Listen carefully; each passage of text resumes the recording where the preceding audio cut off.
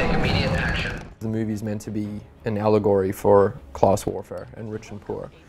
And to a certain extent, I suppose, you can either look at it like gated communities that hang on to wealth and fortify, or entire nations and the way immigration works, with the third world trying to get into the first world. Elysium could be made just about Joburg, because it does have rich and it does have poor, and they both exist in one place. I think it's almost the best place to come from to make you think of those topics, I think, if that makes sense. I think if you just grow up in poverty, you don't. And if you just grow up in wealth, you don't. But when Johannesburg forces you to see both all the time, I think there's a bunch of cities like that, like from Rio to Joburg to Mumbai, you know, it's the ones that really have that crossover. Hello? Before we start, I'd just like to explain... Max DaCosta, violation of Penal Code 2219, today at bus stop 34B. Yes, that's exactly what I wanted to talk to you about. You see, I believe there's been a misunderstanding. Immediate extension of parole by a further 8 months. Wait, what? No. I can explain what happened. I just made a joke, and, you know... Stop talking. Elevation in heart rate detected.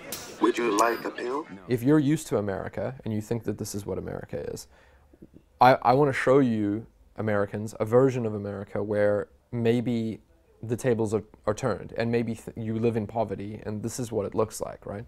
So to put someone recognizable, like this corn-fed white boy, in that environment, who lives in a shack, who's a movie star, is a cool way to do that, you know? And so that really was the primary reason, putting aside how, you know, just talented he is and that he would bring it to life.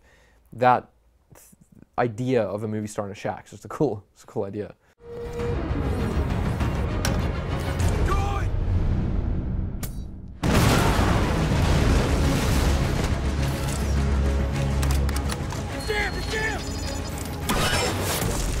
An 11-year-old watching Star Wars doesn't really, there's nothing else going on there except Star Wars.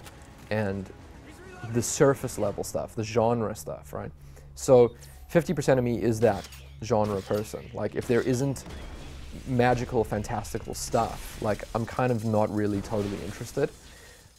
As I got older, what started to happen was I started to realize that science fiction actually is a place where I can take all of my favorite elements of filmmaking, and I can also talk about things that I just observe as a citizen of Earth, and sort of portray them in a way that you put the audience in a place that they're looking at the same topics, but the science fiction disguises it and changes it. It changes your point of view on it. At the time you're watching it from a different place. Like if you watch Elysium, you're watching it from a place of poverty, looking up, which is the same as like being in, you know, Juarez in Mexico, looking at wanting to get into America.